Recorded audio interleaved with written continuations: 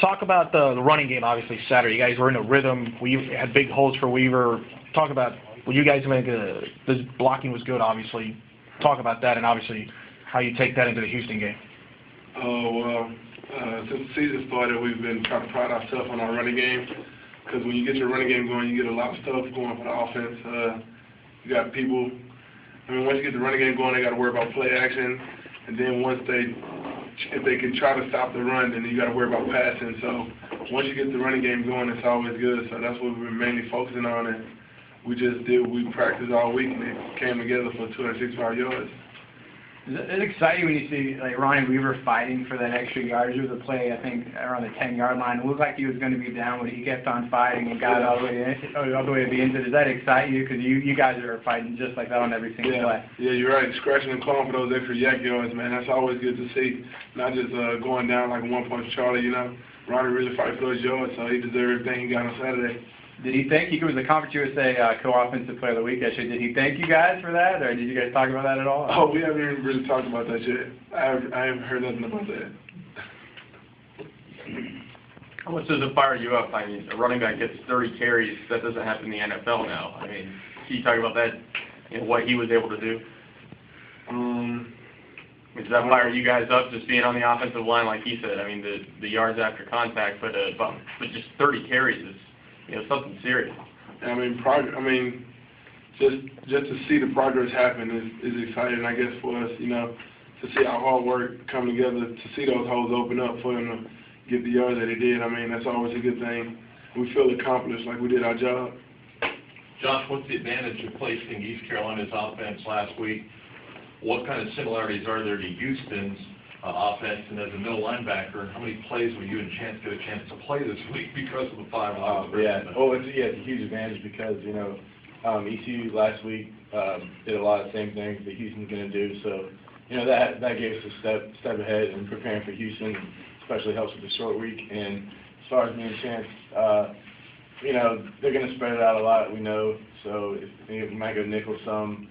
But, we're going to be ready no matter what. What is it like, though? Of all the positions, your position's the one that acquires the most attention sometimes for substitutions of those 4 and 5 wide practices. Right, yeah. We have to be alert at all times, running in and off the field for nickel or base.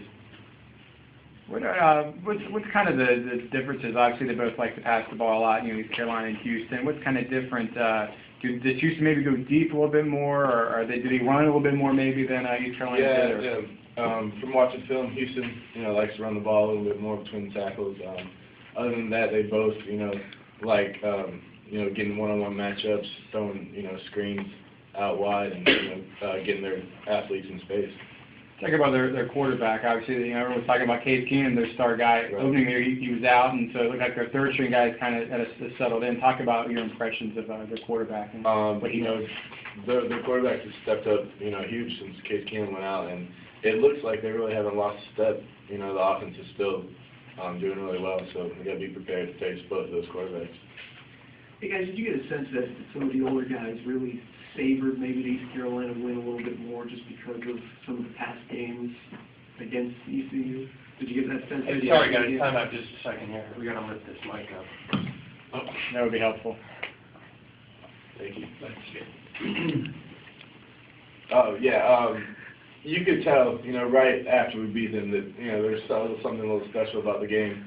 We talked all week about all the seniors since they've been here, they haven't gotten a win against ECU, so they're really fired up after the game. You get that sense too, Theo, that these guys, that have had some battles there with ECU come out on the short end of the stick, really, took pride in I didn't really play last year, so I had to watch the game played late in the season, but not against ECU, so I've seen it one time and it hurt to lose 19-14. So, I don't know, like for the seniors, I guess like losing to a team over and over and over and finally beating them is probably a big step, especially when it was a step as huge as it was against ECU, like putting us first in the conference and, putting us in the driver's seat to control our own destiny. So I guess that's pretty big for those guys. It was big for the team, though, in general. For obviously this is a big game anyway on both sides, UCF and Houston, but expect them to kind of be out for revenge a little bit, based on last year's result, how you guys beat them when they were highly ranked. Yeah, I mean, I think for sure anytime, that you beat a team, they're gunning for you the next game. They want to win. So it's going to be at their place, so they're going to be excited to play us and try to beat us. Along with what he said, they got the home field advantage, so they're probably going to be a little pumped up. We knocked them out of the rankings last year, so I mean, they probably got a little revenge on their mind. But we just got to play it like it's the next game, try to get to where we want to go. You guys kind of know what to expect as far as the atmosphere. You guys here, they're close to a sellout. Obviously, it'll be a little bit different atmosphere than Marshall was. I'm sure there'll be fans in stands, hopefully it's not a rain delay. But you kind of know what to expect on Friday night, as far as that goes? Yeah, no matter how many people are there, we're still, going to be coming out. We're going to be ready to play no matter what. There's going to be a hostile environment, but we're going to, we're up to the challenge. Theo, what's impressed you maybe the most about Jeff's progress here over the past 3-4 weeks as an offensive lineman? His passing got a lot better. I mean, he's making a lot more plays with his feet. I mean, offensive line, we're not perfect. We step up, might give up a pressure, but he's able to help us out with his feet and get us both out of trouble. And then, like I said, his passing is a lot more accurate than he started out, so that's always a positive. About another nationally televised game, you guys are on ESPN, third time this year. If you talk about, does that pump you up a little bit more? Yeah, I mean, anytime you're on TV, the whole nation's watching you, your friends and family back home are watching you. I think it definitely, gets you excited to play and just ready to prove the nation that, we're one of the top teams in America. So, yeah, it's exciting. Yeah, long way there, but I mean, it's at my home, so most of my friends are going to be there. So that's a good thing. But yeah, nationally televised is always good for our team. A lot of people will probably be watching, and we get to show them what UCF is about. Talk about that a little bit more, Theo. I know you're from Houston, so are you excited about coming home for this game?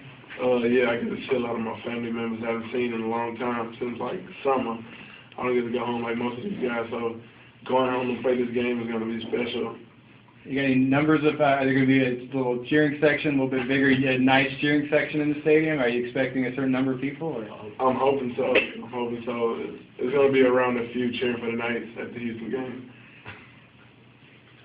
You guys think Friday night's game being on national TV in Houston with what they've done for Conference USA, you guys knocking them out of the rankings last year, them gunning for you, it turned out to be a great game, would be enough to persuade voters to get you in that top 25 come Sunday?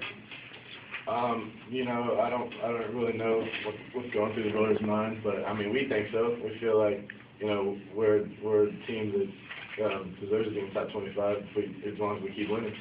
You think Friday would do it? You think Friday, a good showing Friday night could do it? I think, yeah, I think a win Friday should put us in the top 25. Like you said, along with what he said, I hope so. I mean, we've been playing some really good football lately. I mean, I think we're the only team in conference play that's undefeated, so, I mean, maybe it shows the eyes of a few viewers, and I hope we get that chance. But, I mean, then again, we're not really worried about top 25. We're worried about winning, the next game and getting a spot in the conference championship. That's been our goal all season.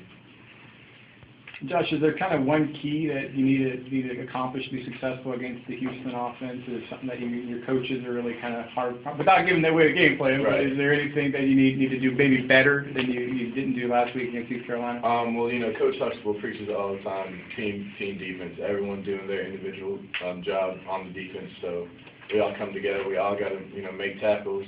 There's got to be an overlap on the defense, people flying to the ball, and I think if we do that, we'll be successful. Same thing for you, Theo. Is there anything that obviously was a good offensive performance last week? Is there anything you need to do well this week to be successful, you think? We just need to continue taking coaching, continue coming out every game, being physical, playing hard to get our running backs and quarterbacks those yards they need to help us win the game. Basically, just do what we practice, do our 111. Don't try to do no more, no less, and hopefully we'll be successful.